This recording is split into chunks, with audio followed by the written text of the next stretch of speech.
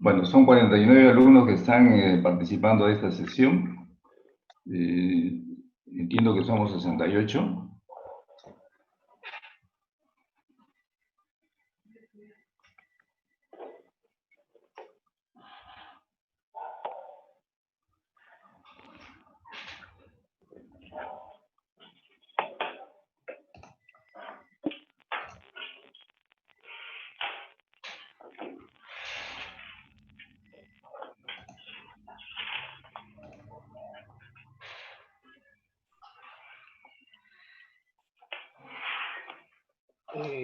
Doctor, buenos días. Buenos Aquí días. algunos compañeros me comunican que tienen rotación en este momento.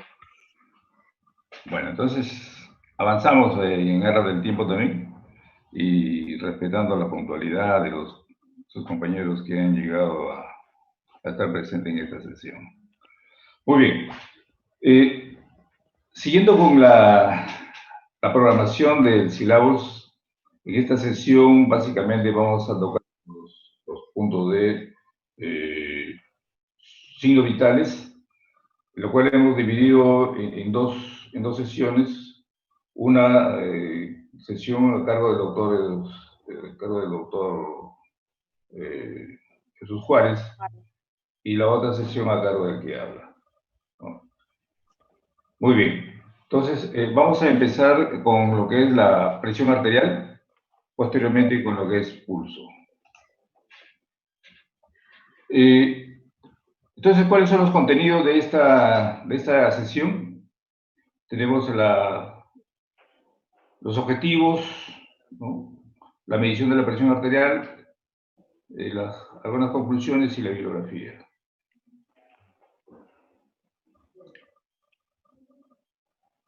Bueno. Cuando hablamos de presión arterial, evidentemente que muchos de nosotros consideramos que solamente es una cifra fría que no refleja, que refleja a lo mejor solamente los términos de una presión arterial sistólica y una diastólica. Pero más allá de ser una cifra fría, en realidad tiene muchas connotaciones.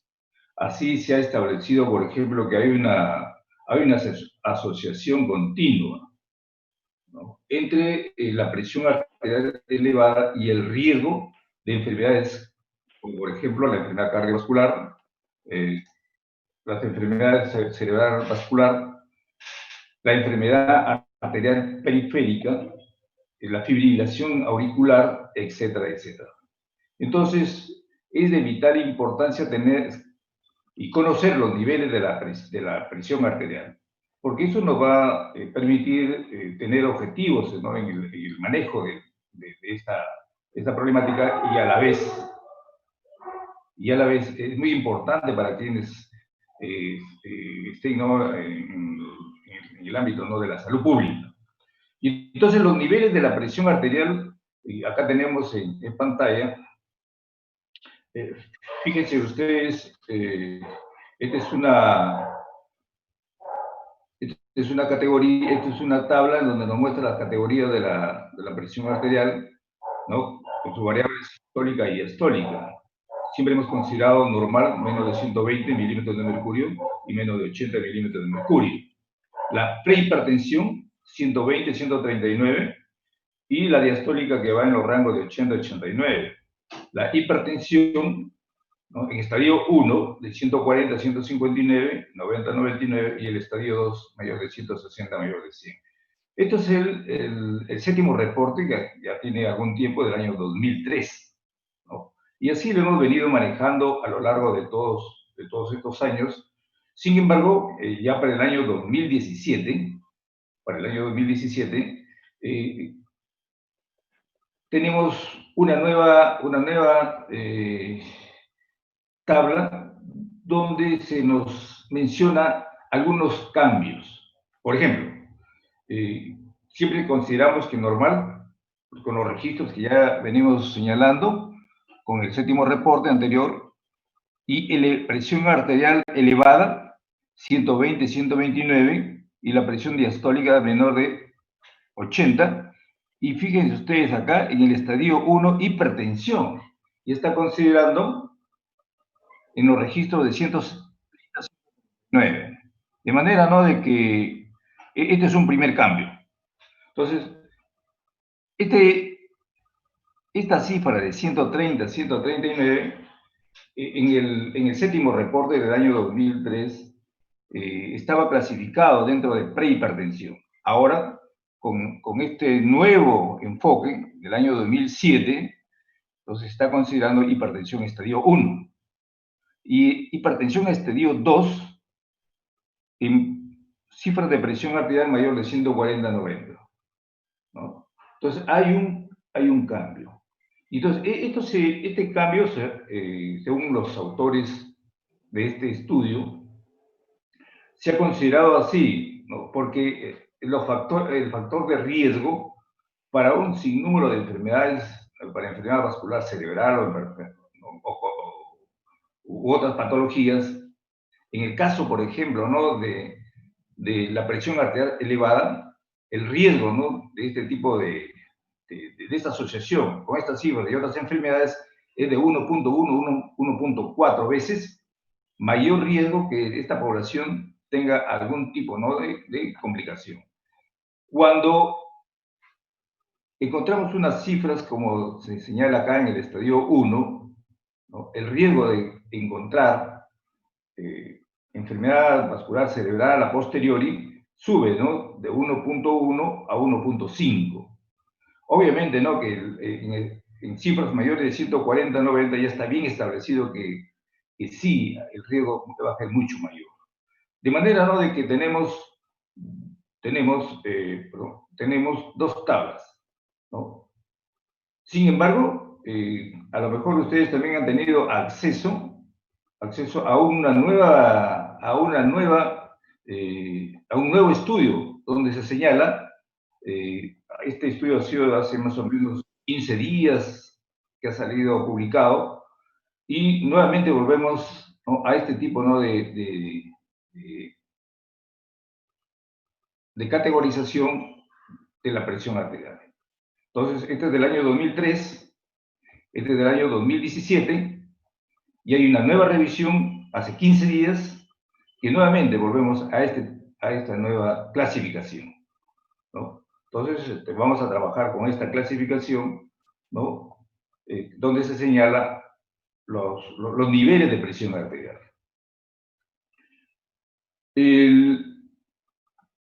La presión arterial, fundamentalmente, el 90-95% es primaria. ¿Qué queremos decir cuando es primaria? Es decir, no se le conoce la causa, ¿verdad? Sin embargo, hay un 10 a un 5% que sí se conoce la causa de la presión alta. Y entonces, en esa situación, podemos dar algún tipo de tratamiento a estos pacientes y puede ser curable. La hipertensión arterial primaria, esencial o idiopática, solamente lo que hacemos es controlarla. No hay tratamiento que nos diga, bueno, de aquí a determinado tiempo usted va a estar en condiciones de curar. No es así. Pero en los casos de hipertensión arterial secundaria a algunas patologías, ¿cierto?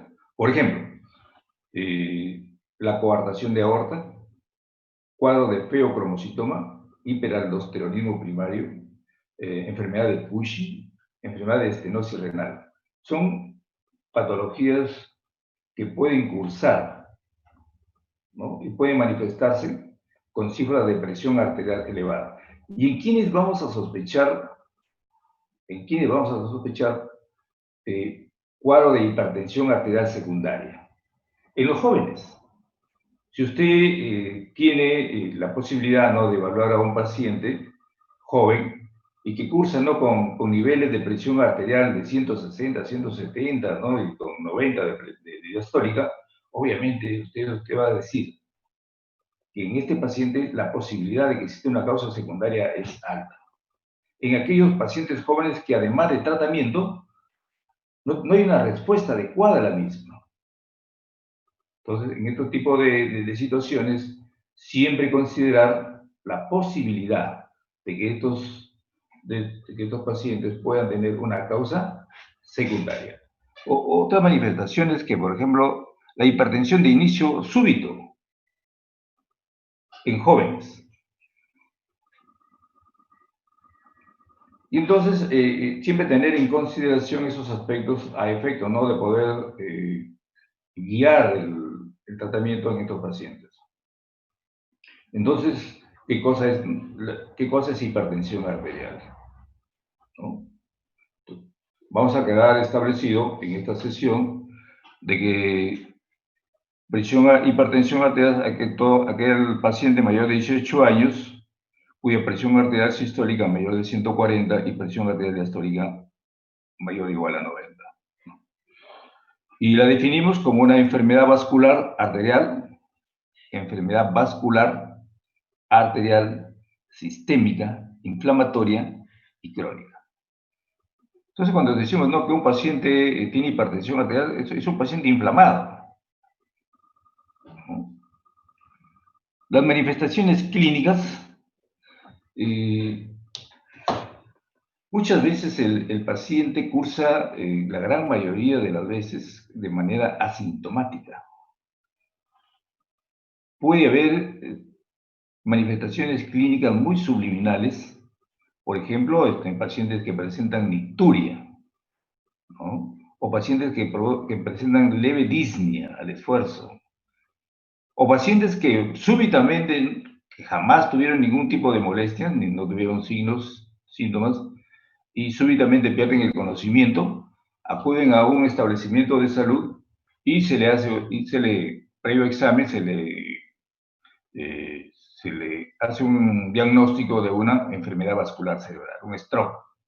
Entonces, la primera manifestación clínica de este paciente fue un stroke. Y así tenemos casos que acuden a emergencia, no digamos hasta infrecuentemente, ¿no? Es casi, ¿no?, el común, ¿no?, de la presentación de muchos de estos pacientes. Y entonces, la presión alta siempre va a producir daño asintomático a órgano blanco. Daño asintomático. Usted puede cursar con niveles de presión arterial elevada, no tiene síntomas, pero ya puede tener, ¿no?, algún tipo de problema a nivel de órgano blanco. Y así tenemos, por ejemplo, ¿no?, a nivel del corazón. ¿Qué es lo que va a producirse a nivel del corazón? Entonces, con el tiempo puede haber remodelación cardíaca, o sea, aumento de la masa muscular con la consecuente hipertrofia ventricular izquierda. ¿Cómo vamos a conocer que este paciente pueda tener hipertrofia ventricular izquierda? Mediante el electrocardiograma, el índice de Sokolov, ¿cierto? El índice de Sokolov, en las derivadas precordiales en B1, ¿no?, la suma de la profundidad de S1. Un momentito, por favor. La batería.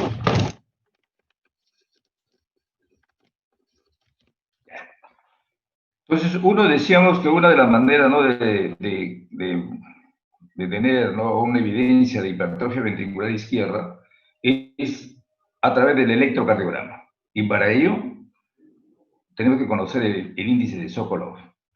SB1 más R en B5, mayor de 35 milímetros, tenemos ya prácticamente el diagnóstico de hipertrofia ventricular izquierda, ¿no? Pero generalmente el electrocardiograma no es muy sensible para determinar que exista una hipertrofia ventricular izquierda. En ese caso, en esas situaciones, en ese escenario, nos vamos al ecocardiograma. Y en el ecocardiograma nos va a dar datos mucho más acordes con la masa muscular del ventrículo izquierdo. Entonces, dos maneras de conocer, ¿no?, si existe o no hipertrofia ventricular izquierda: con el electrocardiograma, Sokolov, y con el ecocardiograma. Entonces, ya tenemos, ¿no?, primero órgano blanco, el corazón. Segundo, el sistema vascular arterial. también es un órgano blanco que afecta la presión alta. El engrosamiento de la carótida, el grosor de la íntima media mayor de 1.9 milímetros. Ah, doctor, ¿y cómo vamos a saber ello? A través de la ecografía carotidia. Y luego tenemos, claro, tenemos la posibilidad, ¿no?, de evaluar el daño sintomático de órgano blanco en otras arterias, ¿no? A nivel de miembros inferiores, ¿no? O también, nuevamente, no a nivel de la carótida. En los ojos, la retinopatía hipertensiva, fondo de ojo. En el riñón, a través de la tasa de filtración del glomérulo, ¿no? Dosando albúmina, para ver la presencia de microalbuminuria, o a través del cociente albúmina-creatinina en estos rangos. Entonces, es necesario, ¿no?, conocer, ¿no?, cuáles son los órganos blancos que están afectados por niveles de presión arterial elevada. Entonces, en la parte inferior, acá está el índice de Sokolov del electrocardiograma, mayor de 3.5, ¿no? Y también tenemos el índice de Cornell. Bueno, esto lo vamos a ver posteriormente cuando desarrollemos el tema de hipertensión arterial. Ahora estamos solamente de presión arterial. Sin embargo, les había traído estas diapositivas a efecto, ¿no?, de poder darle alguna orientación, algún sentido, de que la toma de la presión arterial no solamente es un acto mecánico, una cifra, sin ningún tipo de relación con algunas patologías que se presentan. Debo decirles también, por ejemplo, que a propósito, ¿no?, de la hipertensión arterial, que en algunas escalas, ¿no?, de insuficiencia cardíaca, solamente de tener hipertensión arterial ya tenemos una escala de insuficiencia cardíaca tipo A.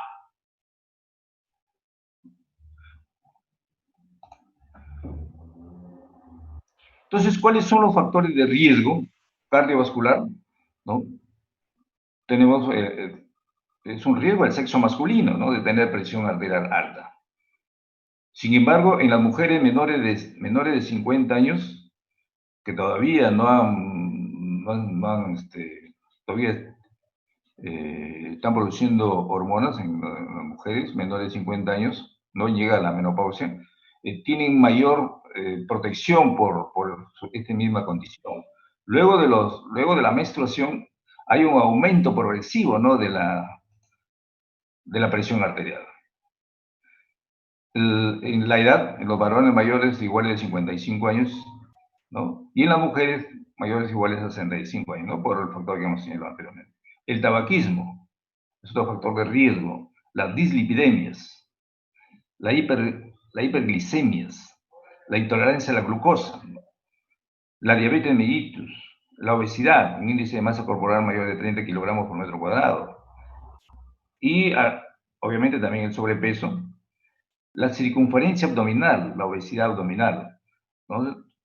Los varones con una cinta métrica a nivel de la cicatriz umbilical, ¿no?, medimos la circunferencia del abdomen y se considera, ¿no?, un factor de riesgo, valores mayor de 102 centímetros. Y en las mujeres, mayor o igual a 88 centímetros. Es decir, ¿no?, que cuando hacemos la valoración nutricional forma parte, ¿no?, de la medida de la circunferencia abdominal, porque está asociada este aumento de esta circunferencia, esta medida de la circunferencia, a enfermedades de tipo cardiovascular. La historia familiar, obviamente que también es importante.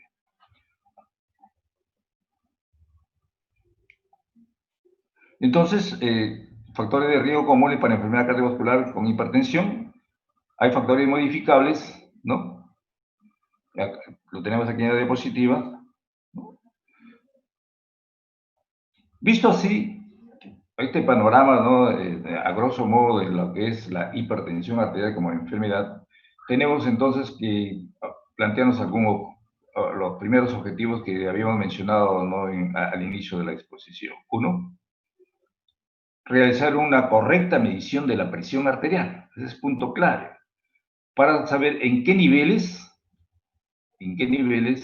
nos encontramos cuando tenemos que examinar a un paciente. En la historia clínica, en el examen físico, lo primero que tenemos que tener en consideración es los signos vitales, la presión arterial. Presión arterial. Entonces, ¿qué factores pueden influenciar, ¿no?, en la toma de la presión arterial? El ambiente, ¿cierto? El instrumento con el cual vamos a tomar la presión arterial. Ahora hay muchos instrumentos electrónicos que necesitan realmente validarlos y calibrarlos. Luego, el paciente y la técnica con la cual vamos a tomar la presión arterial. Entonces, en el ambiente tenemos, obviamente, que tener un ambiente adecuado para la toma de la presión arterial. Mayormente, el paciente puede acudir, ¿no?, al consultorio, al hospital, ¿no?, y tiene que ser un ambiente, pues, adecuado para la toma de la misma. Un paciente es un ambiente tranquilo, confortable. También se realiza el registro de la presión arterial fuera del consultorio. Cuando queremos, generalmente cuando queremos diagnosticar hipertensión de bata blanca o hipertensión enmascarada. El paciente, entonces, la relajación física, evitar el ejercicio físico previo. 30 minutos antes tiene que el paciente no haber hecho ejercicio previo, de manera para que no influya, ¿no?, en los niveles de presión arterial. Un reposo de 5 minutos antes de la medida. Evitar actividad muscular isométrica, ¿no? Tiene que estar el paciente sentado, con la parte dorsal apoyada, ¿no?, en el espaldar de la silla, los brazos cómodamente, las plantas de los pies, ¿no?, apoyados en el piso. Y evitar en todo caso que el paciente tenga necesidad, ¿no?, de miccionar. Entonces, eso también altera, ¿no?, los registros de presión arterial. Entonces, previamente le decimos al paciente que evacúe su vejiga y tomamos posteriormente la medida de la presión arterial.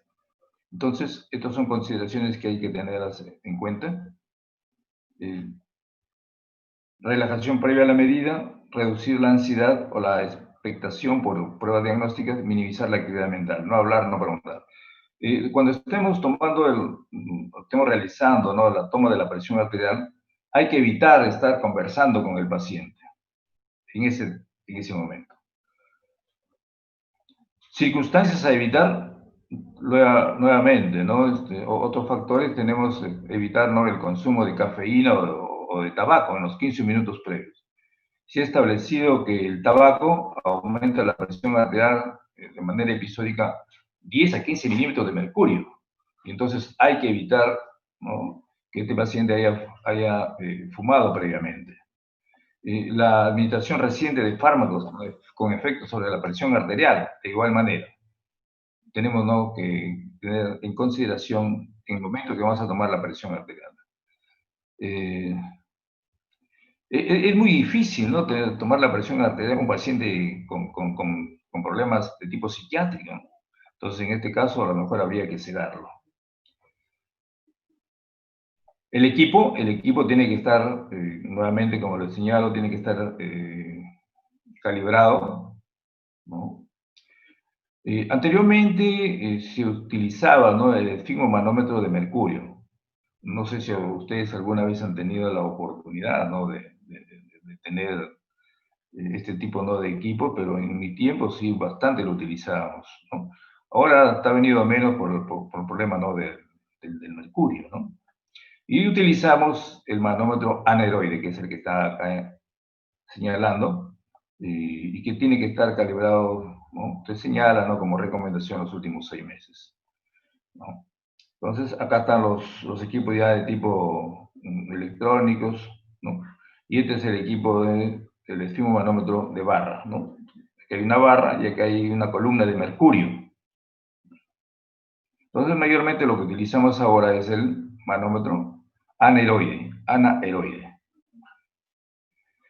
Es importante tener algunas consideraciones al momento de tomar la presión arterial, sobre todo lo que se señala, porque hay pacientes obesos, ¿cierto?, con un índice de masa corporal mayor de 30, y sobre todo aquellos pacientes con obesidad mórbida. Entonces, aquí sí hay un serio problema, y entonces es necesario tener, ¿no?, un equipo adecuado para ello.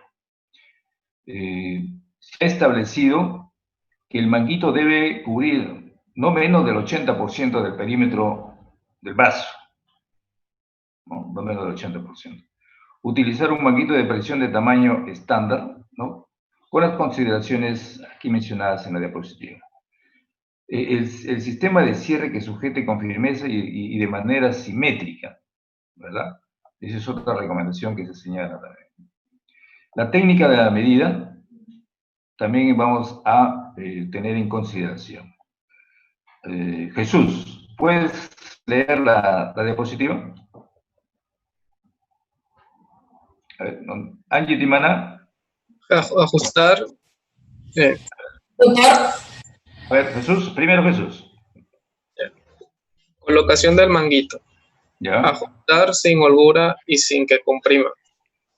Retirar prendas gruesas, evitar enrollarlas de forma que comprima. Ya, un momentito ahí. Entonces, siempre hemos observado en algunas oportunidades que los pacientes van con unas prendas que cubren el brazo.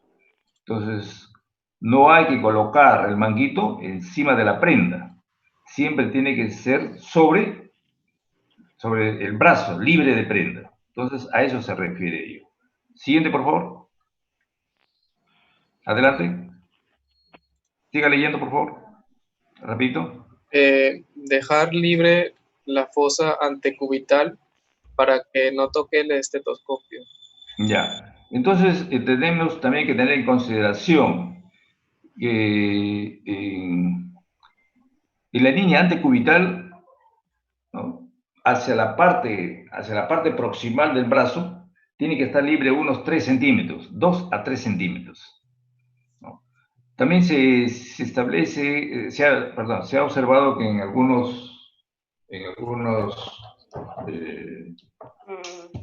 alumnos o médicos colocan ya sea, ¿no?, el diafragma o la campana del estetoscopio por debajo del manguito.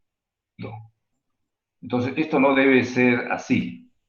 Tiene que estar libre esa zona. Por eso es que son los 2 a 3 centímetros, para que en esa área se coloque, ¿no?, la campana o el diafragma, y de manera que no produzca algún tipo de sonido que pueda ser interpretado como algún ruido de Korotov, ¿no?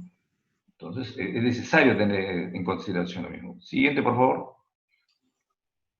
El centro de la cámara o la marca del manguito debe coincidir con la arteria braquial. Claro. La arteria braquial no va por fuera, ¿verdad?, del brazo. Va de la parte media, va poco, ¿no?, por dentro, ¿no? Y entonces debe coincidir. El mismo manguito te señala, ¿no? Y bueno, en algunos aparatitos de este tipo encontramos, ¿no?, de que te orienta dónde colocar la cámara, ¿no? Siga, por favor. El manguito debe quedar a la altura del corazón, no así el aparato, que debe ser bien visible para el explorador. Claro, entonces el manguito debe estar, ¿no?, a la altura de la aurícula derecha, que queda, ¿no?, en la parte media del esternón. Entonces, a esa altura usted debe colocar el manguito. Gracias. Entonces, ahí observamos, a ver, Angie Timaná, ¿qué observa, ¿no?, en el primer error? Lo que veo es que la cámara está muy abajo, no está a 2 centímetros antes de la fosa. Antecubital. ¿Ya? Luego En la segunda imagen lo que veo es que está todo enredado. No veo bien. ¿Ya? En la segunda... Observe usted en la mano del paciente, ¿no? Está sosteniendo. ¿Observan? ¿No? Esto no debe ser así. ¿Qué quiere decir? ¿No? Que a lo mejor, ¿no? El manguito no es adecuado, ¿no? Para este brazo del paciente, ¿no? Esto tiene que estar libre, no tiene que estar el paciente, ¿no? Ahí sosteniendo, ¿no? En el caso de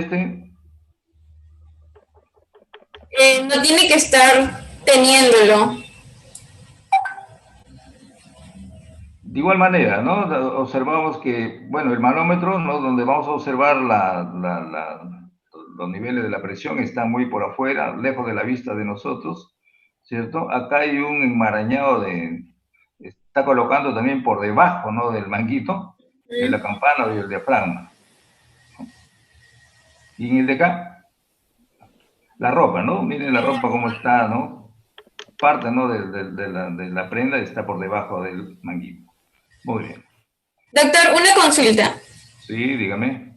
En el caso de que el paciente tenga el reloj como una imagen anterior que vi de una chica, ¿en ese caso se le quita el reloj o se deja ahí? No influye en nada. No, en realidad no mayormente no influye, ¿no? Gracias. Sí, no influye. Acá. Entonces vamos a ver la medición palpatoria.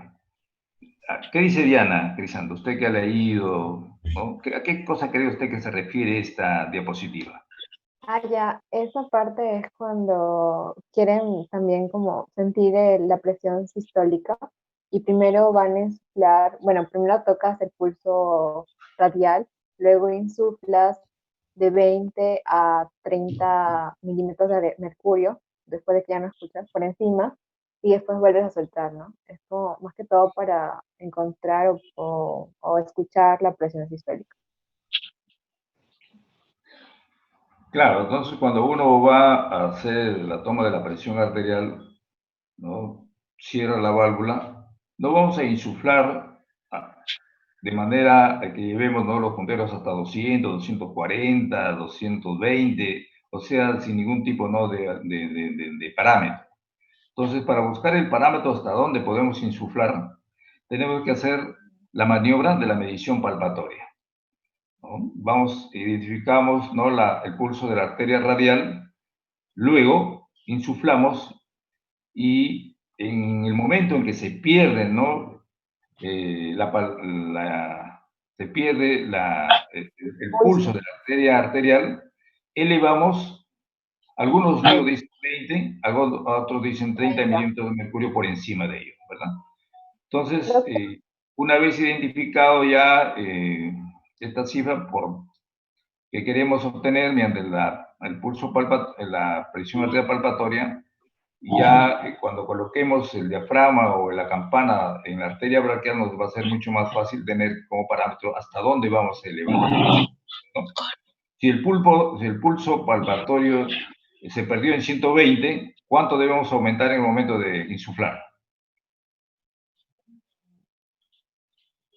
¿Me comprende la pregunta? 140 milímetros de mercurio. 20, 20 a 30. A 30 por milímetros. encima de la... ¿Hasta cuándo? 140, 150. 140, 150. 150, ¿verdad? 150, ¿no? Esto es importante porque muchas veces hay hueco auscultatorio, ¿no? Hay un hueco auscultatorio. Más adelante vamos a hablar sobre La brecha.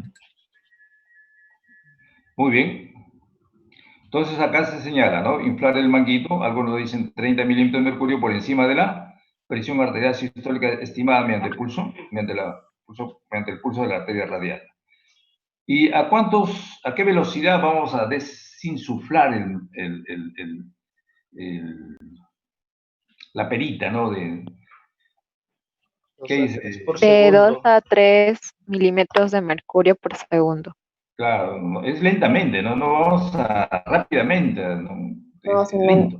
no, 2 a 3 milímetros por segundo, no es por minuto ni por hora, es por segundo. Y la presión arterial sistólica corresponde a la fase 1 de los ríos de Korotov. Y la presión arterial diastólica a la fase desaparición, ¿no? O sea, en la fase 5. Quinta fase. La quinta fase. Jesús, Asunción, ¿me escucha? Doctor, A ver, tengo una un momento. pregunta. Sí, a ver. Con respecto a la presión arterial diastólica, que dice que en el quinto ruido de Korotov, bueno, ahí no hay ruido, ¿no? Pero dice que hay una aproximación que es entre el final del tercer ruido y el inicio del cuarto ruido, que ese vendría a ser el inicio de la desaparición del pulso, ¿no? Del ruido, perdón, y que ya en el quinto ruido desaparece por completo y ese sería el final de la desaparición de los ruidos, y que la más exacta es entre el final del tercer ruido y el inicio del cuarto ruido, pero que se registra en el segundo. No sé si me dejé entender. Sí. ¿Alguna opinión al respecto, por favor? A ver, Paucar, ¿qué dice usted? Sí, doctor, yo he formulado la pregunta, porque también la bibliografía dice que se toma la presión sistólica en la primera aparición del primer ruido, ¿no? Y la presión diastólica se toma en el segundo, pero ¿por qué si entre la tercera y la cuarta fase es más exacta? ¿Por qué necesariamente se ocupa en este caso en el quinto ruido, ¿no? O sería en el final del cuarto ruido.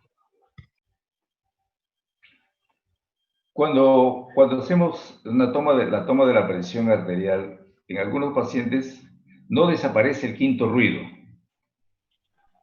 Llega, ¿no? El puntero, la aguja llega hasta cero, casi a cero, y todavía se escucha, ¿no? El quinto ruido. ¿Cuál sería la presión arterial diastólica en esas circunstancias?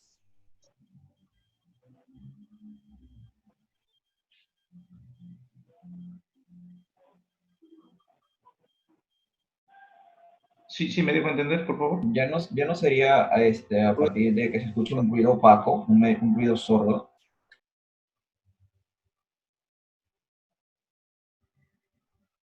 A ver, no le entendí bien, por favor, ¿puede repetir? Es que lo que pasa es que en la literatura, Sí. primero empezamos, para identificar las históricas son dos primeros ruidos. Luego aparece un espacio de 10 a 15 milímetros de mercurio que no se tiene que perder de vista para que no pueda simular la diastólica. Ya. Luego, ese ya sería como que los segundos ruidos de Korotov. En el tercero aparecen unos ruidos hisillantes, ¿no? Crepitantes en todo caso. Y entre ese espacio que hablaba mi compañero, es donde empiezan a aparecer unos ruidos sordos, ¿no? Que vendría a ser la fase 4 de los ruidos de Korotov. Ya. Que son como unos ruidos menos apagados que escuchan boom.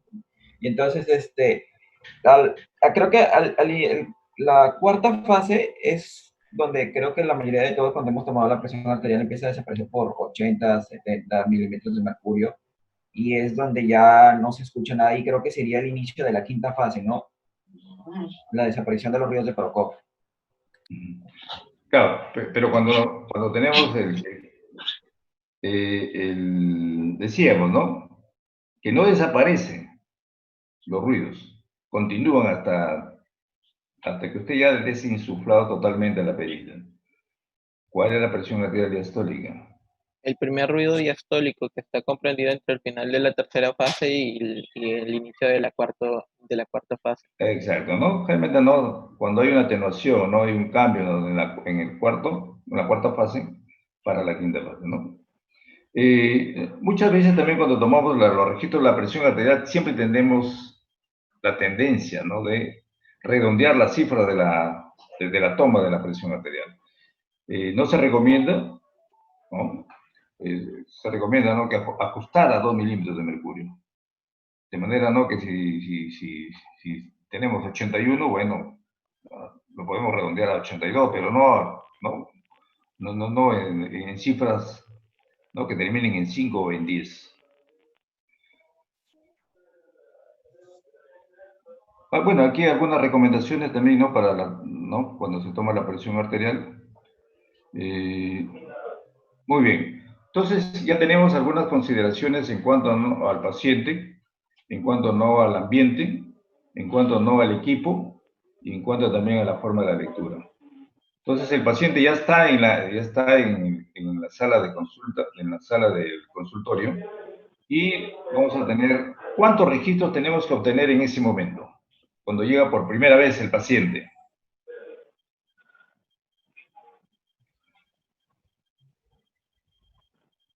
Entonces, cuando se debe obtener... Dos registros. Dos registros. Dos registros. ¿No? Intervalo de 2 minutos y considerar el valor promedio. Si la primera oportunidad el paciente tiene un registro de 140-90, ¿podemos decir que este paciente es hipertenso? No. No, tenemos que volverle a tomar la presión. Obviamente que no. Entonces, hay que tener algunas consideraciones que vamos a señalar más adelante. Entonces, aquí hay una tablita de este estudio que se señala que se señalaba las cifras, ¿no?, de presión arterial con los cambios que había manifestado, donde se señala, ¿no?, que la presión arterial sistólica se define, ¿no?, como que coincide, ¿no?, con el primer ruido de Korotov. Y la presión arterial diastólica, ¿no?, con el quinto ruido de Korotov. ¿Qué cosa es la presión de pulso, Jesús?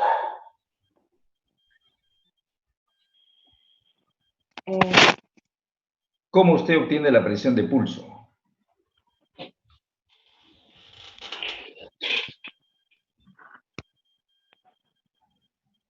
La pregunta está bien. La presión de pulso se obtiene de la resta de la presión sistólica menos la diastólica. Exacto, ¿no?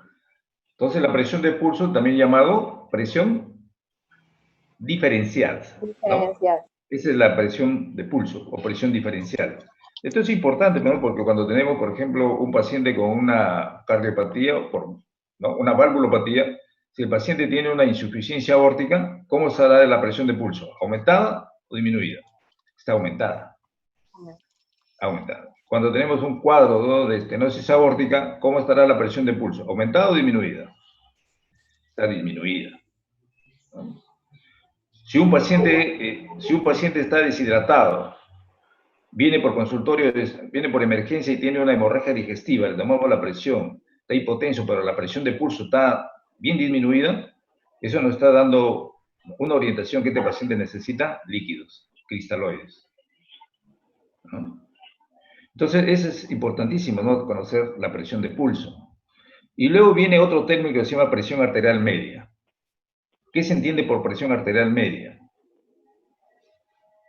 Es la media aritmética de Es los una media valores aritmética. sistólicos. Sería la Se utiliza la forma. Podría ser sería la suma de la sistólica más la diastólica entre 2. No, presión sistólica más presión diastólica por 2 y todo ello entre 3. Vamos a la práctica. Si el paciente viene con una presión arterial de 90 a 60 milímetros de mercurio, ¿cuál sería la presión arterial media? Disculpe, doctor, ¿podría repetir? Ya.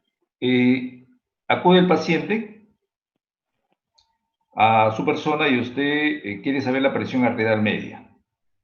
Entonces toma la presión arterial, ¿no?, en el brazo y tiene registro de 90 a 60 milímetros de mercurio. La pregunta es, ¿cuál es la presión arterial media del mismo? 70. 70 milímetros de mercurio. ¿Cómo lo obtuvo? Restando 3. La presión arterial media. ¿Restando 3? ¿Cómo restando 3? No, era No, es sumando presión. la Presión diastólica más la sistólica sistólica. por 2 y luego todo eso entre 3. Ya. O lo que es lo mismo, presión Ujú. arterial diastólica más 1/3 de la diferencial.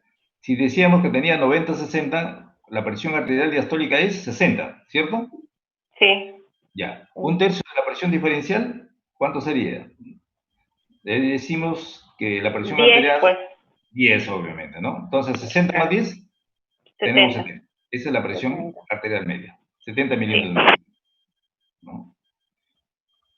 Cuando ustedes lleven ya lo que es sepsis o shock séptico, algunas guías dicen, ¿no? Mantener la presión arterial sistólica, perdón, la presión arterial media por encima de 65 milímetros de mercurio, utilizando vasopresores, noradrenalina, por ejemplo.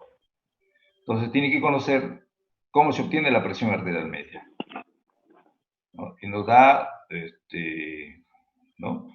Y la obtenemos fácilmente, ¿no? Y acá se señala, ¿no? Presión arterial diastólica más 1/3 de la presión de pulso. Esa es la presión arterial media. Entonces ya tenemos otros conceptos. Presión de pulso, que es igual a presión diferencial, y presión arterial media, que viene a ser la presión diastólica, más 1/3 de la presión diferencial. Hay otra formulita, pero al final es lo mismo en realidad. Hay que tener bastante en consideración ello, ¿ya? O incluso, ¿no? Pacientes que vienen, por ejemplo, ¿no? con dengue.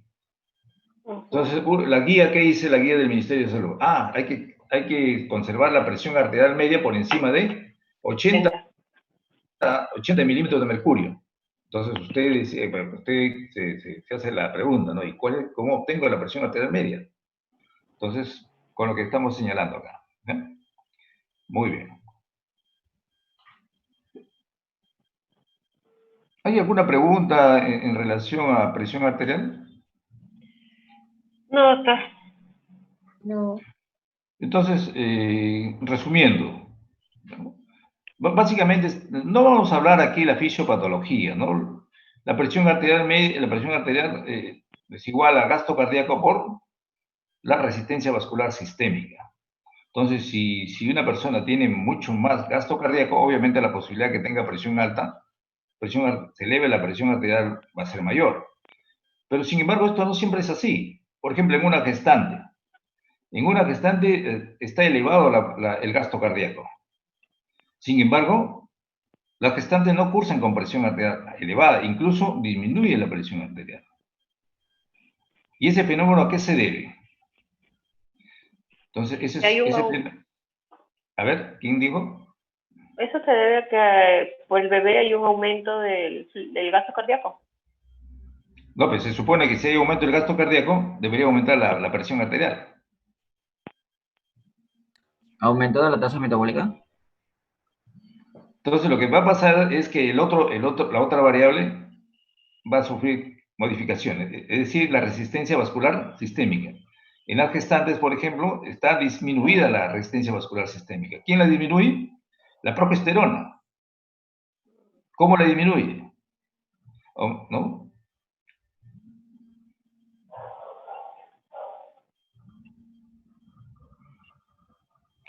Incluso hay algunos estudios que dicen que el 21%, ¿no?, de la resistencia vascular sistema a casi ya las 40 semanas aún permanece disminuida, ¿no? La resistencia vascular sistémica. Una gestante, usted toma la presión arterial, va a estar de 90-60, 85-60, no va a encontrar más allá cifras. Obviamente, ¿no?, que si encontramos cifras más elevadas, ya vamos a hablar de preeclampsia, ¿no? ¿Alguna pregunta adicional?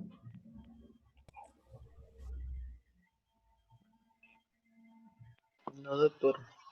Ay, bueno. No. El otro aspecto importante también es el pulso. El pulso. A ver, si Piura está considerado entre una de las principales ciudades que tiene una alta prevalencia e incidencia de diabetes mellitus. Y en realidad, cuando acuden pacientes a nuestros establecimientos, llegan con algunas patologías. generalmente son pacientes que vienen por síntomas de dolor al caminar. Camina y siente ellos señalan calambres, dolor en la pantorrilla, ¿no? Y les calma con el reposo. Entonces, esa situación nos lleva a pensar de que este paciente puede tener una claudicación intermitente.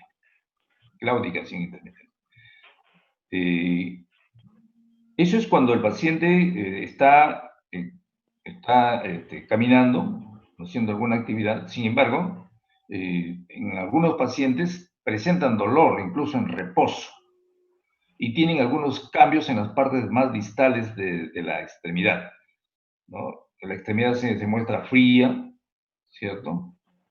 Fría, pálida, posteriormente puede tener cianosis y finalmente puede necrosarse, ¿no? Entonces, en esas circunstancias es necesario, ¿no? conocer que el problema principal de este cuadro, obviamente, ¿no? Obviamente es que no hay un buen flujo de sangre a la parte distal de la extremidad. Y se produce un cuadro que se llama enfermedad arterial periférica.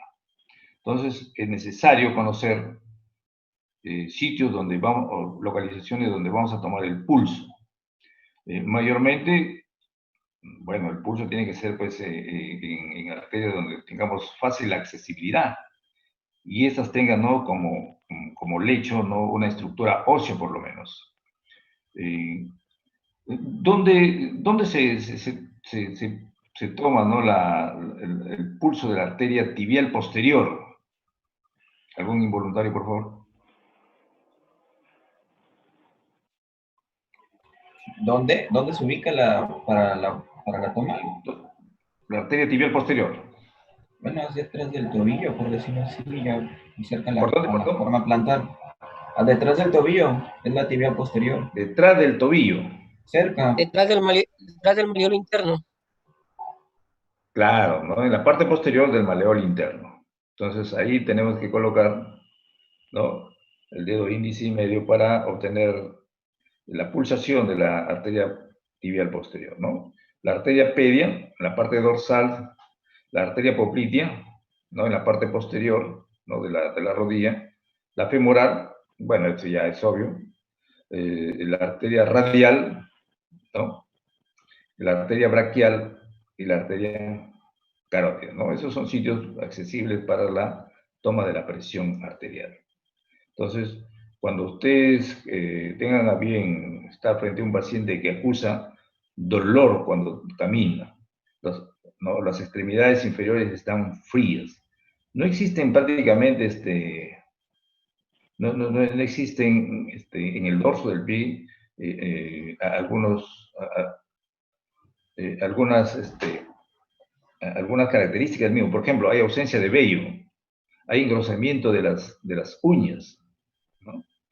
Entonces son signos que nos hacen pensar, ¿no? que este paciente tiene un proceso de mala circulación.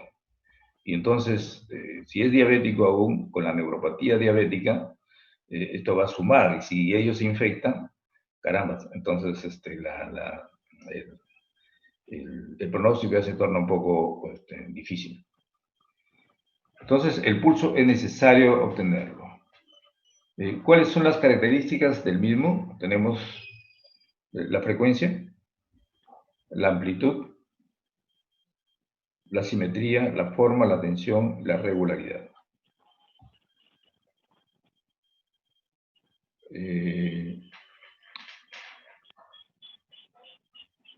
Entonces, ¿cómo es que se produce el pulso? ¿Qué dices, Paucar? ¿Aló, Paucar? Doctor. ¿Por qué se produce el pulso? El pulso se va a producir cuando ocurre la contracción del ventrículo izquierdo, empujando una onda de presión a través del sistema arterial. Exacto, ¿no? Sin embargo, muchas veces en algunos pacientes, sobre todo seniles, las paredes de la arteria están engrosadas.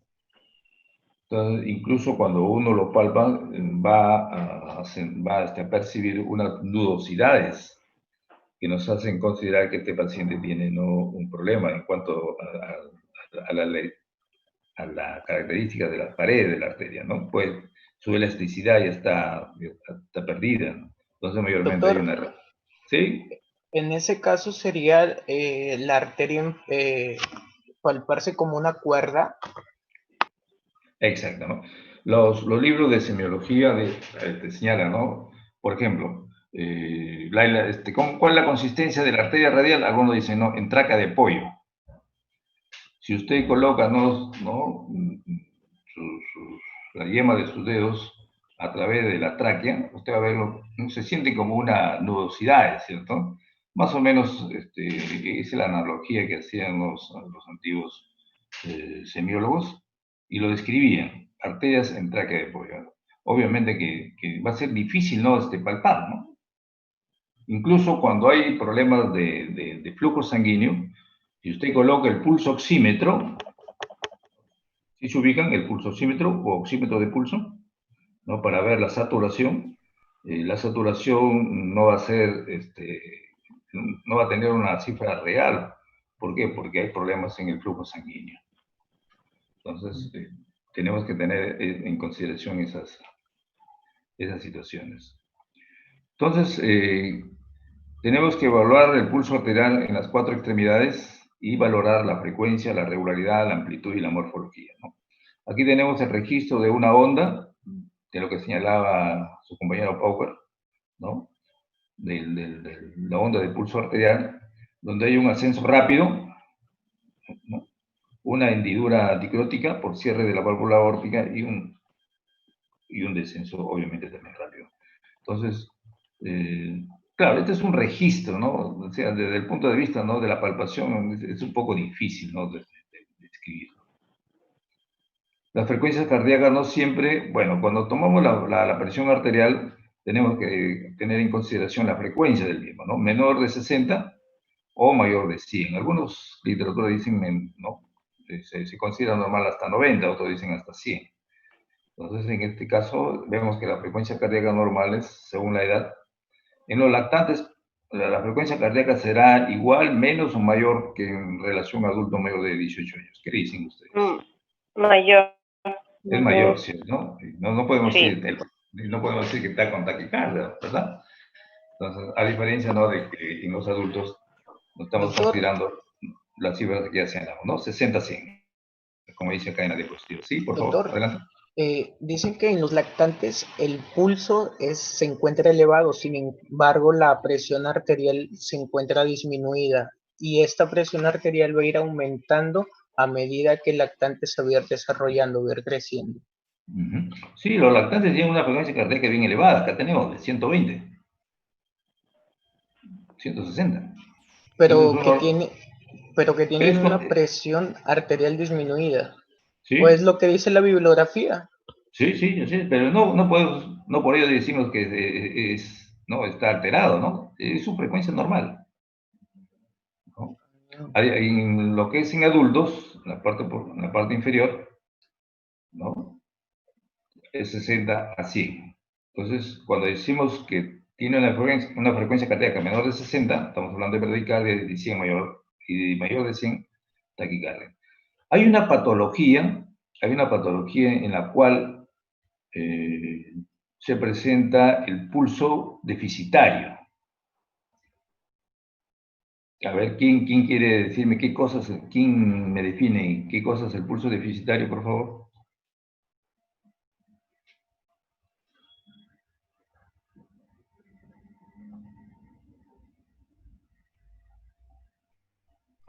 En una CIA. Una CIA. ¿Alguien más? Doctor, Sí. el pulso deficitario se da en fibrilación auricular. Correcto. Entonces, una de las arritmias más frecuentes una de las arritmias más frecuentes es la fibrilación auricular. Puede ser paroxística, ¿no? Se señala que es paroxística cuando es menor de 7 días, o persistente, ya, bueno, eso ya tiene otra connotación, pero mayormente en los pacientes de edad se presenta esta patología. Casi el 80%, ¿no? En mayores de 80 años. Y una de las características es el pulso deficitario. ¿Qué connotación tiene decir deficitario? ¿No? Deficitario. Quiere decir, ¿no?, que la frecuencia cardíaca nos arroja una cifra y el pulso arterial otra cifra. Entonces, usted examina al paciente con esta arritmia y encuentra a lo mejor 140 latidos por minuto. Usted se ubica en la arteria radial y va a encontrar una frecuencia de, por decir, 100. Entonces, la idea es siempre, ¿no?, que la frecuencia cardíaca sea igual, ¿no?, al pulso arterial. Pero en este caso que le estoy mencionando, hay un déficit. Estaba en 140 cuando nos colocamos el estetoscopio y vamos al corazón, ¿no?, al precordio. Entonces, y encontramos 140 latidos. Vamos al pulso radial y encontramos 100. Entonces, hay un déficit de 40 latidos por minuto. ¿Por qué se produce ello? Ese es el pulso deficitario. ¿Por qué se produce? En la fibrilación auricular.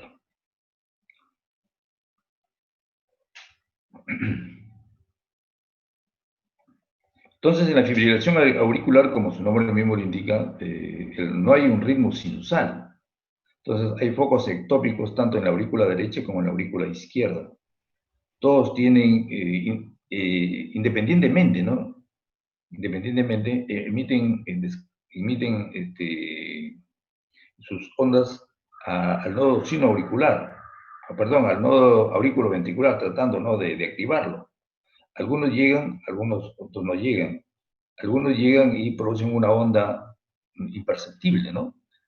Otros sí llegan y sí producen ondas perceptibles a nivel, ¿no?, de la arteria radial. Entonces, ¿y eso por qué? Con 140, 160 latidos por minuto, obviamente que no va a haber un buen llenado diastólico. Entonces, el volumen de sangre cuando se contrae el ventrículo va a ser totalmente diferente uno de otros. Entonces, hay momentos en los cuales el volumen diastólico no es lo suficiente para producir una onda y que sea percibida en la arteria radial. En otras circunstancias, ¿no?, sí va a haber un buen espacio para que haya un buen llenado diastólico y pueda traducir, ¿no?, una onda que sea palpada, a nivel de la arteria radial. Entonces, el pulso deficitario lo encontramos fundamentalmente en la fibrilación auricular, que es una de las arritmias cardíacas más frecuentes que encontramos en los servicios, ¿no?, de hospitalización.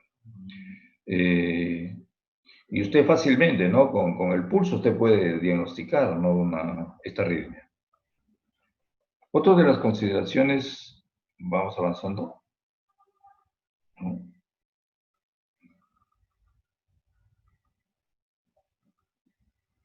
Bueno, cuando decíamos que el pulso está aumentado, el verdadero término que debemos utilizar es decir taquisfigmia, ¿no? Y si está disminuida, bradisfigmia, ¿no? En algunas situaciones esta puede estar aumentada por estas consideraciones que están en la parte que estoy señalando, y lo mismo, ¿no?, cuando está disminuida la frecuencia del pulso en estas otras consideraciones, ¿no? Los bloqueos aurículo-ventriculares, por ejemplo, ¿no?, sobre todo en el bloqueo aurículo-ventricular de tercer grado, ¿no?, vamos a tener ahí pacientes que tienen una frecuencia con una frecuencia de pulso de 40 latidos por minuto, 40, 50 latidos por minuto. Entonces, lo mismo que habíamos señalado en la diapositiva anterior, lo mismo que habíamos señalado en la diapositiva, ¿A qué denominamos pulso en martillo de agua? Entonces, las características de este tipo de pulso, hay un ascenso, miren, esta es la onda del pulso, hay un ascenso brusco y un descenso brusco, ¿no? Entonces, esto va a producir un pulso característico, ¿no? Que se le ha denominado pulso en martillo de agua, o llamado también, y que se presenta fundamentalmente en la regurgitación aórtica.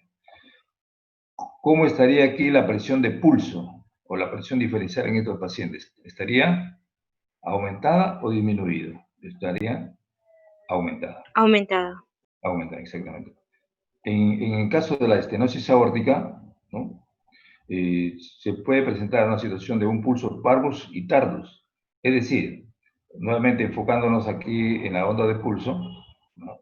Hay un ascenso y un descenso lentos, ¿no? Un ascenso y un descenso lentos. Y suele haber una hendidura anacrótica.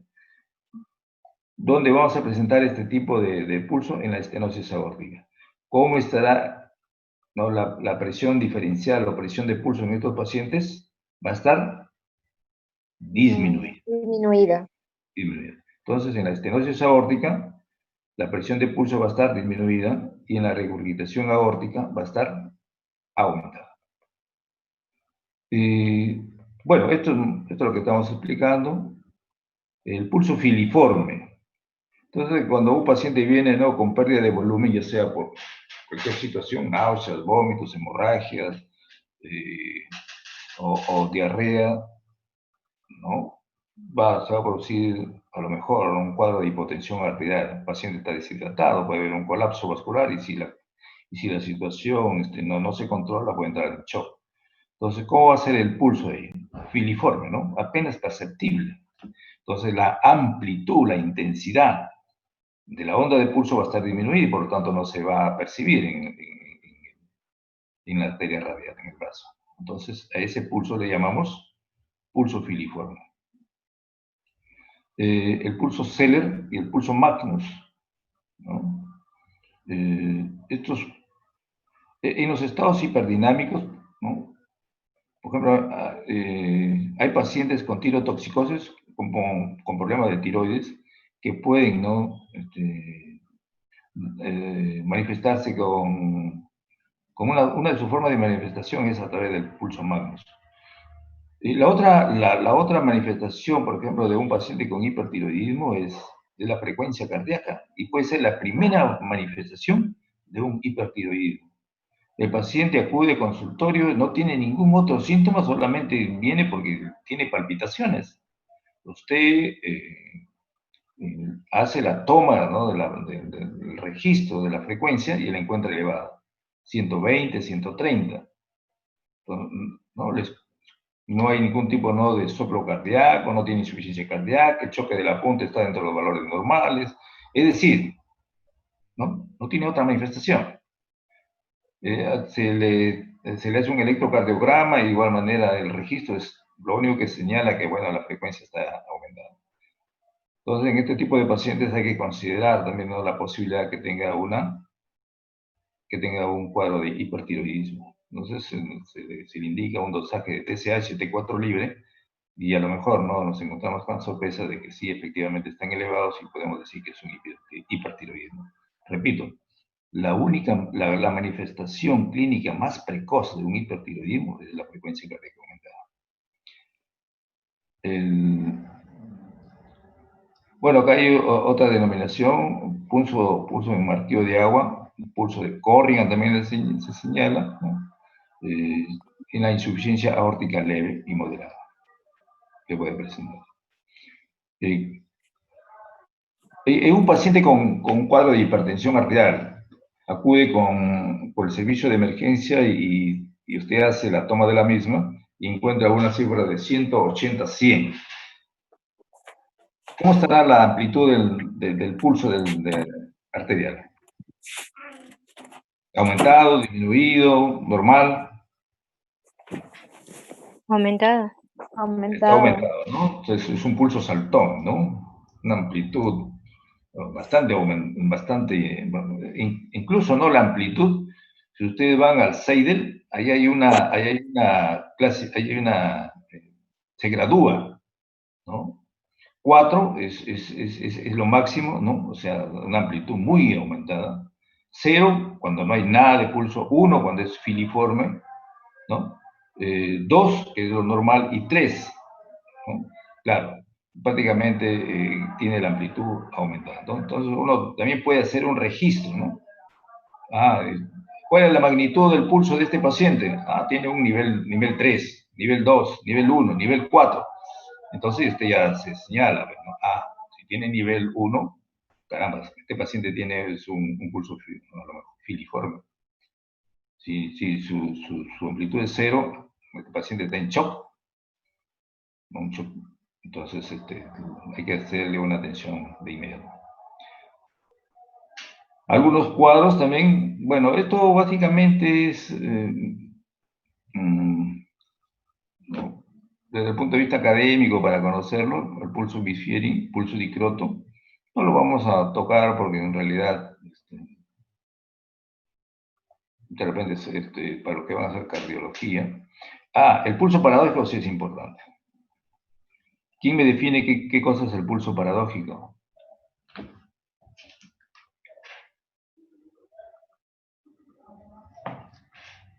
A ver, ¿alguien, por favor?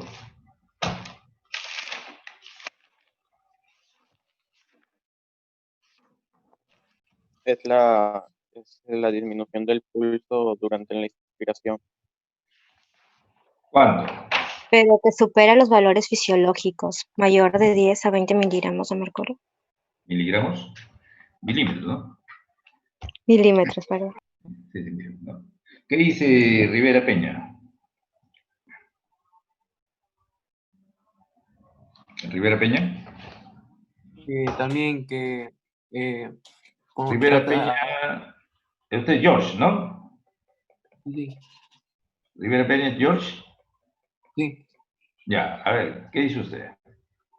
Que también el pulso paradójico se define como la reducción de la presión entre 10 a 20 milímetros de mercurio cuando el paciente inspira, al momento de la inspiración.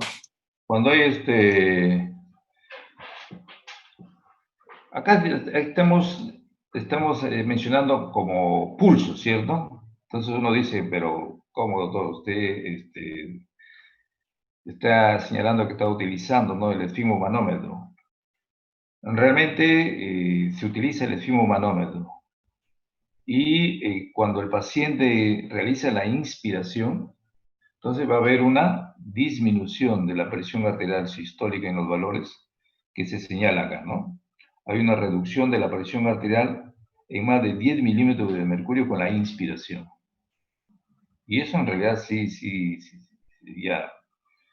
Practíquenlo ustedes ahí con sus familiares, ¿no? Pues le colocan ahí su manguito, le dicen que inspire, y en este momento que inspira, el valor que ustedes van a obtener de descenso, obviamente que tiene que ser menor de 10 milímetros de mercurio. Más allá de esa cifra, no se puede estar diciendo, ¿no?, que hay un pulso paradójico que puede estar relacionado con algún tipo de patología.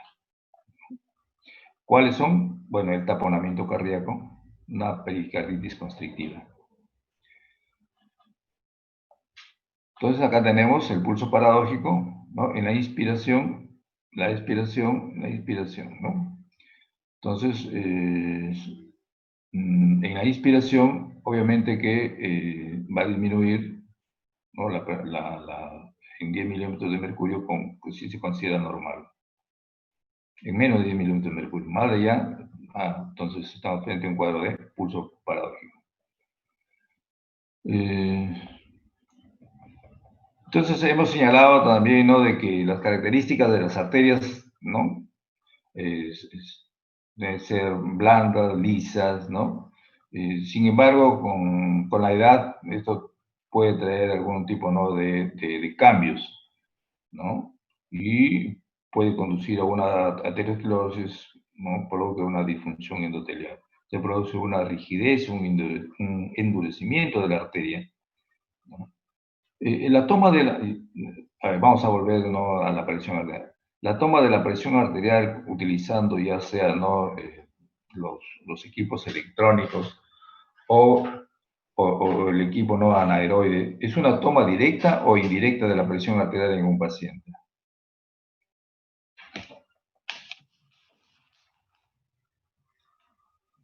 ¿Qué dice Ortiz Chinguel?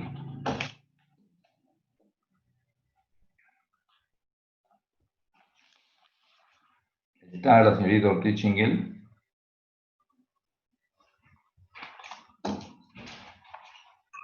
¿Cómo dijo? Así está, ya le voy a poner falta. Sí, estoy. Bueno, lo que le decía era de que usted realiza la toma de la presión arterial, ¿cierto? Utilizando ya sea lo que siempre utilizamos, ¿no? El equipo anaeroide. Entonces, le colocamos el manguito y hacemos todo lo que hemos estado explicando. Ese registro, esa toma de presión arterial, diríamos que es una toma directa o indirecta. ¿Directa? Directa. Entonces, es una forma indirecta de la toma de la presión, del registro de la presión arterial. La forma directa es colocando una cánula, ¿no?, en la arteria misma. Y eso lo utilizan los fisiólogos en la unidad de cuidados intensivos. Nosotros lo que estamos haciendo, mediante el método de Riva-Rossi, ¿no?, utilizar un anaeroide, comprimir, ¿no?, mediante ese manguito que es un bladder, ¿no?, que se insufla de aire y produce presión. Entonces, al insuflar, obviamente que va a cerrar, obliterar la arteria. Y entonces, en la medida que vamos desinsuflando, se va perdiendo aire y entonces la presión va disminuyendo. Y por lo mismo, al ir disminuyendo, progresivamente va a haber el paso, ¿no?, de flujo sanguíneo a través de esa estructura del vaso sanguíneo. Y entonces Korotov se percató de ello y lo describió, ¿no?, según las características de los ruidos que produce. Entonces, si desinsuflamos a una velocidad de 2 a 3 milímetros de mercurio por segundo, entonces va a producir inicialmente un ruido. A medida que va aumentando la amplitud y la presión del manguito, producirá otro tipo de ruido, y si desinsuflamos totalmente va a producir otro tipo de ruido. Entonces Korotov se percató de ello y lo clasificó en fase 1, 2, 3, 4 y 5, ¿verdad? Y bueno, eso es lo que nos va a dar los parámetros para decir, bueno, el primer ruido está en relación a la presión arterial sistólica y la presión arterial diastólica, ¿no?, con la desaparición del la quinta fase, ¿no? Entonces, ¿a qué iba yo? Cuando uno coloca muchas veces el manguito en la arteria braquial, muchas veces por la rigidez de la arteria, entonces no se va a cerrar la arteria. Entonces, podemos tener ahí algunos registros que no son en realidad los reales. En algunos pacientes, sobre todo en aquellos pacientes que tienen aterosclerosis o los pacientes seniles. El pulso paradójico y señalado, bueno, eso es otro. El examen del pulso venoso, así como hay el pulso arterial, también tenemos que conocer el pulso venoso. Entonces se evalúa con el paciente 45 grados centígrados, perdón, 45 grados, y nos va a dar dos situaciones que tenemos que tener en consideración, ¿no?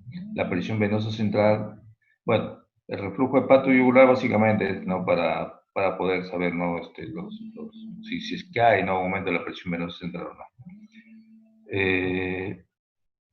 ¿Cómo se obtiene, ¿no?, la presión venosa central? ¿Alguien me puede explicar esta gráfica, por favor?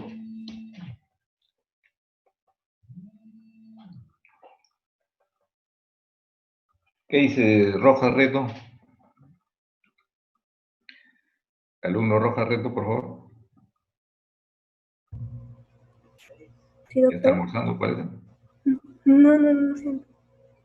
Roja, Reto, Angie, Pamela. Entonces lo que queremos ver es el pulso venoso, ¿verdad? Pulso venoso. ¿Para qué nos sirve medir el pulso venoso? Básicamente, ¿no? Para conocer la funcionalidad, ¿no? de las cavidades derechas del corazón. Así como tenemos, así como evaluamos las cavidades izquierdas por el gasto cardíaco, entonces las cavidades derechas vienen a ser el equivalente del gasto, viene a ser el equivalente, ¿no? El pulso venoso al gasto cardíaco de las cavidades izquierdas. Entonces tenemos que tener en consideración cuál es la presión a nivel de la aurícula derecha, ¿no? De 0 a 4 milímetros de mercurio. Entonces es necesario saber, ¿no? En algunas circunstancias, si hay o no aumento de la presión venosa central. Y eso se obtiene mediante lo siguiente, ¿no? El paciente lo colocamos en esta posición, ¿no? Un ángulo de 45 grados, y ubicamos el ángulo de Lewis, ¿cierto? El ángulo de Lewis. Entonces hay una regla milimetrada apoyada sobre el ángulo de Lewis y perpendicular al ápice a la altura del pulso venoso. Entonces colocamos esta regla y luego otra horizontal y observamos, ¿no? Y observamos, ¿no? La onda visible del pulso venoso. Acá, bueno, está la clavícula como referencia, ¿no? Entonces, si observamos acá que dos parámetros, si es mayor de 3 centímetros, ¿no? Esta medida, si es mayor de 3 centímetros, entonces podemos manifestar, ¿no? Que hay un aumento, ¿no? De la presión venosa yugular, ¿no? Y si es mayor de 3 centímetros, quiere decir que tiene más de 9 centímetros de agua. Entonces hay una buena ingurgitación yugular. Si es menor de 3 centímetros, entonces decimos, ¿no? Que, bueno, la presión venosa central está disminuida y que la presión en la aurícula derecha es normal. La presión en la aurícula derecha es de 0 a 4 milímetros de mercurio. Entonces, eso nos puede ayudar bastante, ¿no? En algún tipo de patología, ¿no? Para identificarlo, ¿no? Generalmente, ¿no? En el caso, ¿no? De valvulopatía tricuspidia, o en el caso, ¿no? del ventrículo derecho. Alguna patología del ventrículo derecho. Al igual que la arteria, entonces se produce un registro de la onda, ¿no?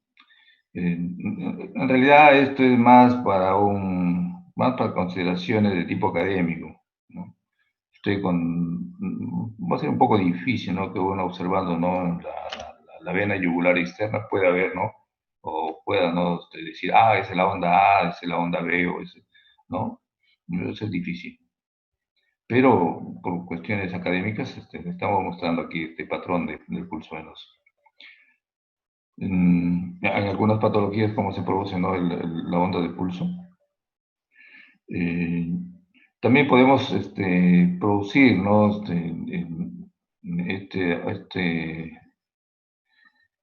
Este examen, ¿no? A través del reflujo hepatoyugular. Entonces, acá tenemos, ¿no? En el abdomen, vamos por debajo del reborde costal derecho, se presiona firmemente en esa zona del hipocondrio derecho durante 10 a 30 segundos. Y observamos, ¿no? Observamos, ¿no? La vena yugular externa, ¿no? Observamos la vena yugular externa. ¿Qué observamos ahí?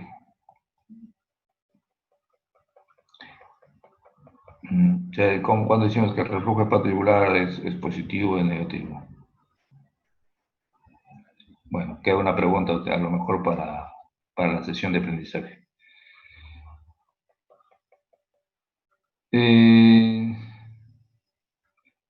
Habíamos considerado, ¿no? Que otras situaciones en las cuales podemos tener evidencia, ¿no? de la de las características del pulso es a través del electrocardiograma, ¿cierto? Entonces el registro de la actividad cardíaca del corazón se realiza a través del electrocardiograma. Y eso nos va a decir, ¿no? Algo, ¿no? Ah, bueno, este paciente tiene, su pulso es arrítmico, claro, pero arrítmico es una connotación muy amplia. Y entonces podemos decir, ah, bueno, este tiene un bloqueo auriculoventricular, un bloqueo sinoauricular, es una extrasístole auricular. Entonces ya utilizando otros medios podemos arribar a un diagnóstico más preciso. Entonces, resumiendo, podemos hacer el control del pulso arterial a nivel de la carótida. Jamás hay que palpar la carótida derecha y la izquierda simultáneamente, ¿no? Jamás, nunca palpar las dos carótidas simultáneamente, ¿no? Si no va a tener problemas ese paciente. Tenemos a nivel arterial, perdón, a nivel braquial.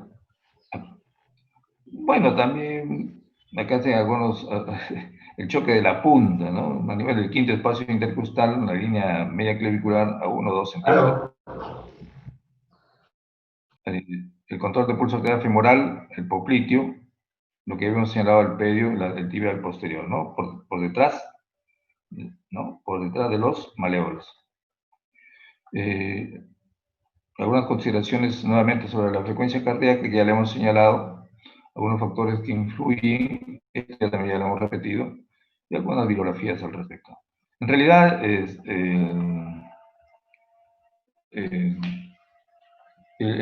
tema es bastante amplio, no hemos querido hacerlo mucho en ese aspecto muy profundo, porque estos son, progresivamente lo vamos a ir viendo, ¿no? A lo largo de la asignatura. Entonces, siempre considerar como un importante signo vital la presión arterial y el pulso, ¿no? También usted puede colocar dentro de sus signos vitales la presión arterial media o la presión arterial, la presión de pulso o presión diferencial. Creo que si no hay ninguna pregunta, ahí nos vamos a quedar en aras del tiempo también, porque ya van a ser más de las 10:30. ¿Alguna pregunta, por favor?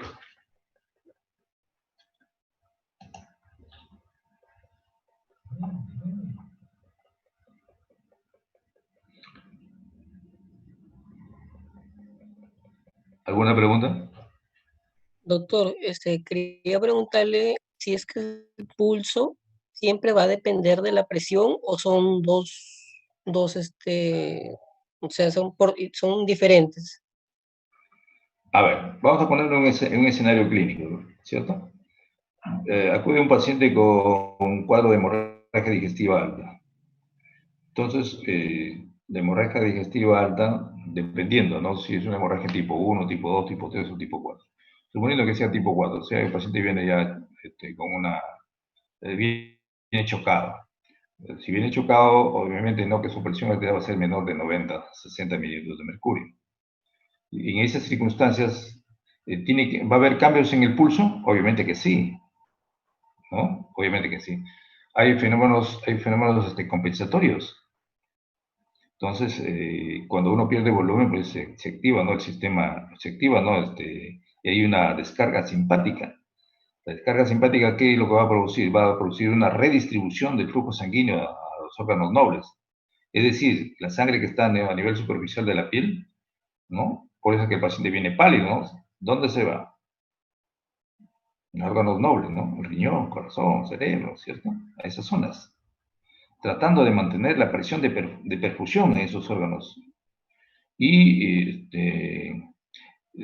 ¿qué manifestaciones simpáticas se producen? Taquicardia, sudoración, ¿cierto? Palidez, paciente ansioso. ¿Usted cree que en esas circunstancias el pulso no va a tener ningún tipo de cambios? Obviamente que sí, ¿verdad? Primero, la frecuencia va a estar aumentada. Segundo, la magnitud. ¿Cómo estaría la magnitud del pulso en esa situación? ¿Aumentada? ¿Normal? ¿Disminuida? Disminuida. Disminuida, ¿cierto? Disminuida, pues entonces se produce un pulso filiforme, apenas perceptible. Entonces, en esas circunstancias que viene el paciente, ¿no? Un paciente chocado, ¿cómo va a venir? ¿Viene caminando o viene cargado por sus familiares? Cargado. Viene, obviamente, ¿no? La marcha y la bipedestación está alterada. Entonces, en esas circunstancias viene el familiar y dice, doctor, está haciendo deposiciones negras y está vomitando negro. Ah, bueno, pues, ¿no? Entonces, lo primero que tenemos que hacer es restablecer ahí, ¿no? El estado hemodinámico. No nos vamos a poner a no hacer la afiliación. Señor, ¿cómo se llama? ¿Cuántos años tiene? ¿Dónde nació? ¿Cuál es su ocupación? ¿No? Ahí lo primero que tenemos que hacer es estabilizar al paciente. Entonces, y luego hacemos la historia clínica. Con más ¿no? Seguridad. Entonces, 2 vías, en 2 brazos, ¿no? Licenciada, colóquele 2 vías.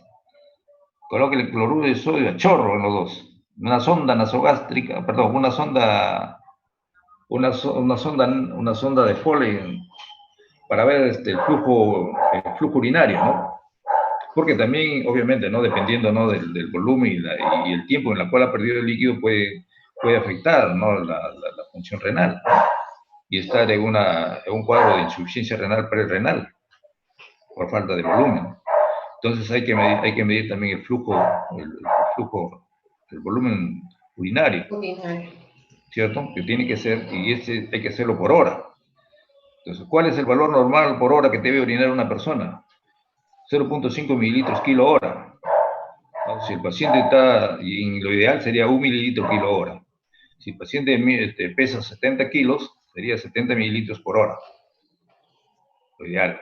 Entonces, para eso sirven, ¿no? Una vez que ya el paciente ya se ha recuperado, tiene mejor presión arterial, está más lúcido, ¿no? Entonces se le retira, obviamente, ¿no? La sonda, ¿no? Porque es un cuerpo extraño, ¿no? Entonces, miren la relación que hay en esos casos. Entonces, presión arterial con el pulso. Sí hay relación, ¿no?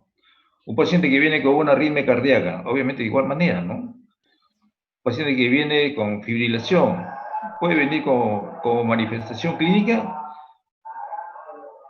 de diversas maneras. Puede llegar con un DCB, ¿no? Con un stroke.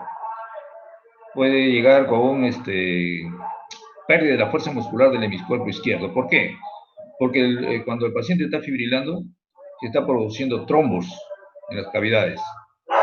Entonces, un trombo puede ser dirigido a cualquier órgano de la economía, hacia abajo o hacia arriba, ¿no? Si es hacia arriba, va a producir pues el stroke. Y entonces, la primera manifestación, ¿no? De esta fibrilación auricular puede ser un accidente cerebrovascular de tipo isquémico. Esa es la primera manifestación. O puede manifestarse de otra forma, como insuficiencia cardíaca. O puede manifestarse, ¿no? Como un problema, ¿no? De un abdomen agudo. ¿Por qué? Por una trombosis de arteria mesentérica. Es decir, ¿no? Siempre hay que estar, ¿no? Considerando la posibilidad, ¿no? De que algún tipo de patología pueda manifestarse, ¿no? Con alguna forma, ¿no? A través de los signos vitales. Ah, doctor, ¿sabe que el paciente estoy pensando en un taponamiento cardíaco? ¿Cuáles son las manifestaciones de taponamiento cardíaco? Disminución del gasto cardíaco, ¿no? Entonces va a estar hipotenso. Como hay taponamiento cardíaco, ¿cómo va a estar el reflujo hepatoyugular? Positivo. ¿Cómo va a estar las venas yugulares? Aumentadas, obviamente, ¿no? Entonces, no nos sirve ¿no? En esas circunstancias. Y así sucesivamente, ¿no? Hay muchas morbilidades que podemos, ¿no? tener, ¿no? Ese tipo de asociación.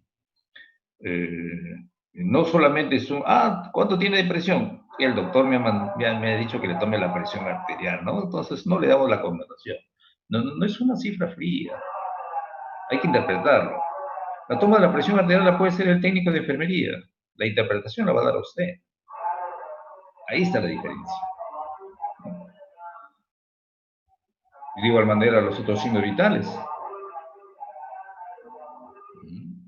La hipertensión arterial, ya hemos dicho, ¿no? Es un proceso crónico, sistémico, inflamatorio. La fisiopatología es extraordinariamente, ¿no? Asombrosa, ¿no? ¿No? Cuando uno dice inflamatorio, ¿no? Diga, ¿no? El doctor ha dicho que es, ¿no? Estoy inflamado porque tengo presión alta. No, pareciera, ¿no? Que fuera, estuviera hablando fuera de contexto, ¿no? Pero no, es un problema, ¿no? Inflamatorio. ¿Alguna otra pregunta, por favor? Muy bien. Entonces, aquí nos vamos a quedar. Tengo entendido, ahora me comunicó, ¿no? El señor delegado que ha habido alguna dificultad con el pretest. Estado, señor Paucar, delegado. Sí, doctor, acá estoy. Ya.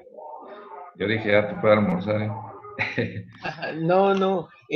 Más bien le quería comentar que hablé con la delegada general de Trujillo y le dije el inconveniente, ¿no? Que Ya.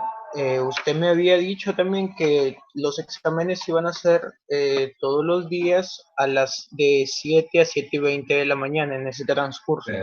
Y me comentó y le dije pues que porque no habían comentado si también el coordinador de allá de Trujillo les había dicho a sus alumnos y toda la cuestión.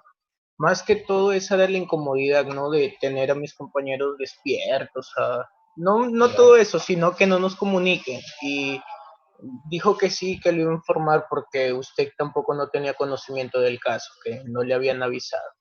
Y que los exámenes se iban a reprogramar. Sí, hay que reprogramarlo, no hay problema. Porque además, como quiera que hemos tenido, usted me está mencionando, ¿no? Que hay algunas clases que prácticamente lo hemos hecho en un día, ¿no? La autora Yaneda hizo 2 clases en una sola, ¿no? Y, o sea, los tiempos se han reducido en esta semana, de manera, ¿no? De que no podíamos tener acceso, ¿no? A esos pretest, pero se puede reprogramar, no hay ningún problema. La otra situación es este problemita, ¿no? De los pretest. Ahora he estado conversando con chicos de medicina 1, por ejemplo, han tenido dificultad para acceder, incluso los de Trujillo también. Entonces parece que también hay un problema del sistema, ¿no? No sé, la conectividad, algo pasa por ahí. Esperemos, ¿no? Que en los próximos días se pueda, ¿no? Mejorar. También quería hacerle una consulta sobre mañana sábado. La página no se encuentra ningún aviso de que va a haber pretest. ¿Cómo vamos a hacer? Porque todos los días debe haber pretest y no sé, en el tema 6 no se encuentra ningún No hay enlace pretest. a darlo. No hay pretest ahí. Claro, los pretest son en las ponencias, ¿no? El sábado no hay ponencia. Va a ser sesión de aprendizaje, ¿no? Entonces mañana no hay pretest. Sí, entiendo que es así, ¿no? Salvo que sí va a ser, sí. Y el glosario de términos vamos a trabajarlo el día sábado. Ustedes tienen el glosario de términos, me parece que la doctora Yaneo Campo les ha dado a su grupo un glosario de términos. Ese glosario de términos lo veníamos utilizando en los ciclos pasados. Son como 200 términos. Y luego hemos hecho otro glosario de términos un poco más reducido en función, ¿no? Al avance de la historia clínica, ¿no?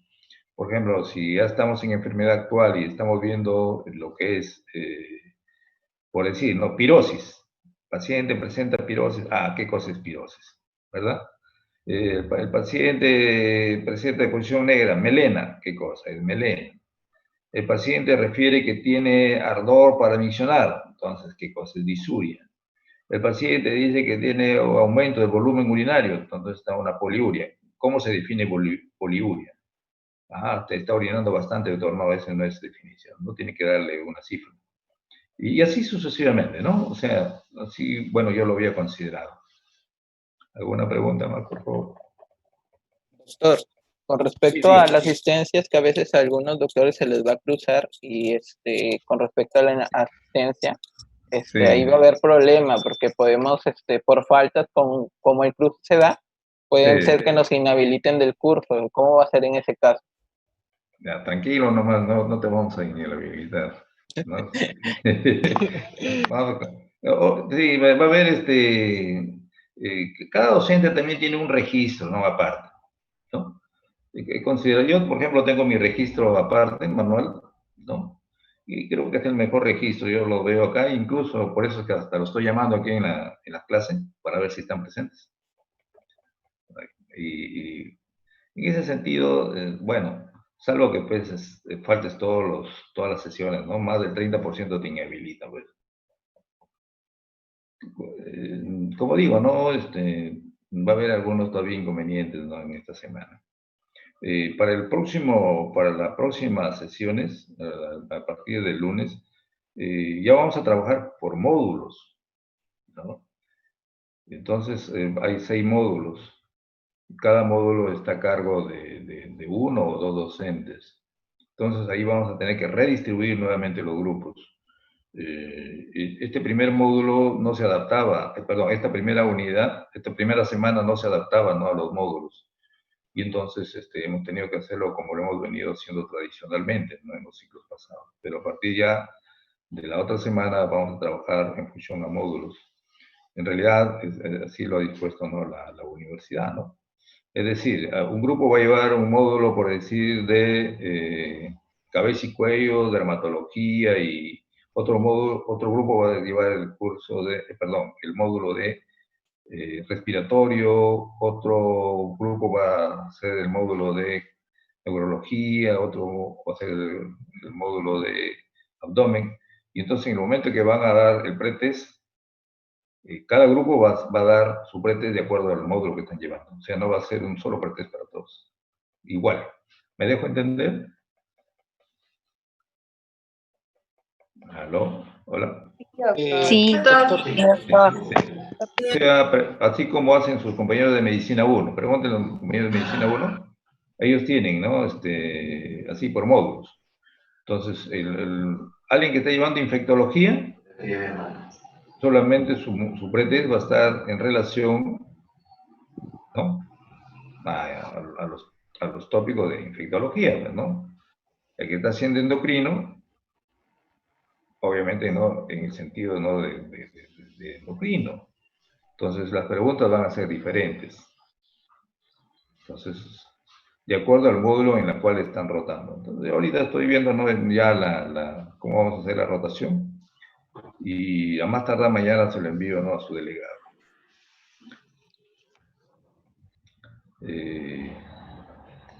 Como repito, son 6 módulos. Entonces, el módulo, por ejemplo, de neurología lo va a hacer el doctor Bayona. El módulo de músculo esquelético y lo que es hematología lo realiza la doctora Karen Núñez y la doctora Yaneo Campo. El módulo de gastroenterología y génito urinario lo va a hacer el doctor Marrufo Avellaneda. El módulo de cardiología lo va a hacer el doctor Fajardo, con el que habla. El módulo de respiratorio lo va a hacer el doctor Hidalgo.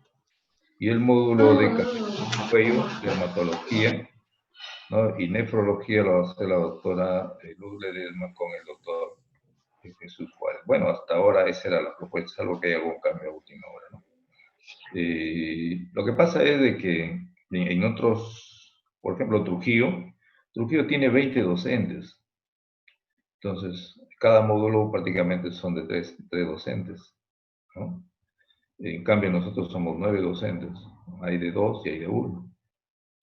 En Medicina 1 son 5 módulos, tienen 10 docentes cada uno. Entonces, cada módulo son 2 docentes. Justamente ayer hemos tenido una reunión Zoom con los colegas, ¿no? A efecto, ¿no? De poder consensuar, ¿no? Esta situación. Y bueno, ya se asignó la responsabilidad en cada módulo y así vamos a elaborar. De repente para algunos va a ser un poquito más laborioso, en el sentido de que va a haber más alumnos, ¿no? Por cada módulo, por cada docente. La idea es, en realidad, avanzar en esta parte teórica, y tiene que haber una parte, ¿no? Presencial, definitivamente. Yo soy un convencido, ¿no? De que la única manera de aprender medicina es viendo pacientes, no hay otra forma, ¿no?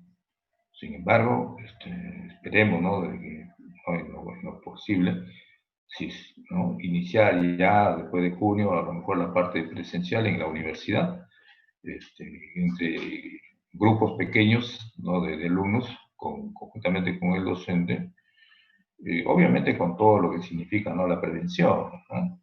Y examinar entre pares de alumnos, ¿no? Llevar a la práctica todo lo que se dijo, ¿no? En esta semana de junio. Como más o menos esa es la idea, ¿no? Claro, lo ideal sería ir con ustedes en la visita médica. Entonces, seguir, ¿no? Cama por cama, ¿no? Examinando al paciente. Y en realidad ahí cuando uno pasa visita, saltan muchas, ¿no? Muchas situaciones en las cuales uno comienza ya a asociar, ¿no? Todo lo que ha aprendido en básicas y lo que está aprendiendo en clínicas, ¿no? Y eso sería lo tradicional, ¿no? Lo que tendríamos que nuevamente, ¿no? En algún momento retomarlo. Pero tengan seguridad, ¿no? De que eso sí se va a hacer, ¿no? Porque, bueno, no solo porque la UPAO es su intención de hacerlo, sino también porque la SUNEDO también así lo establece. Muy bien. Entonces, Doctor, disculpe, antes de que termine, ¿el parcial se basará en todos los módulos también? El parcial. Claro.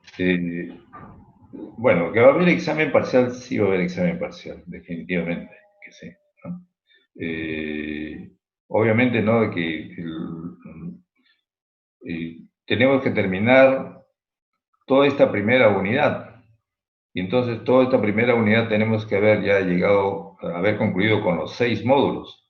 Entonces los 6 módulos ya concluidos nos da opción a tomar un examen a todos, ¿verdad? Con todos los temas. Doctor, una consulta sobre el parcial, ¿lo va a realizar usted? Porque nos comentaron cuando tuvimos la capacitación de que ya estaba hecho, iba a ser igual al de Trujillo. ¿O va a estar a cargo de usted? Bueno, yo tradicionalmente lo venía realizando, bueno, el que habla. Daba 40 preguntas, un espacio de aproximadamente de 1 hora, 10 minutos, y cada pregunta tenía un valor de 0.5 puntos. Incluía muchas veces ahí algún caso clínico corto nomás, ¿no? Para hacer un análisis. Y sí, siempre lo he realizado. Algunas, sí, también con algunos preguntas adicionales de los colegas. Sí, ahora, si lo va a dar la universidad, bueno, no creo, ¿no? Pero en todo caso, todavía no me he hecho esa pregunta y no he averiguado, pero sí voy a tener en consideración, ¿no? Para hacer tomar la respectiva información, ¿no? De lo que está Claro, doctor. Diga una fija en clases, por lo menos, si van a hacer comité de Trujillo. Una fija. Ya, no te preocupes. La idea, jóvenes, no es jalar en realidad. Bueno, esa no es mi tónica en realidad, ¿no? La idea es que aprendan, ¿cierto? Obviamente que aquí no estamos formando médicos especialistas, estamos formando médicos generales, ¿no? Entonces tenemos que tener una buena base, ¿no? Y eso es lo que queremos, ¿no?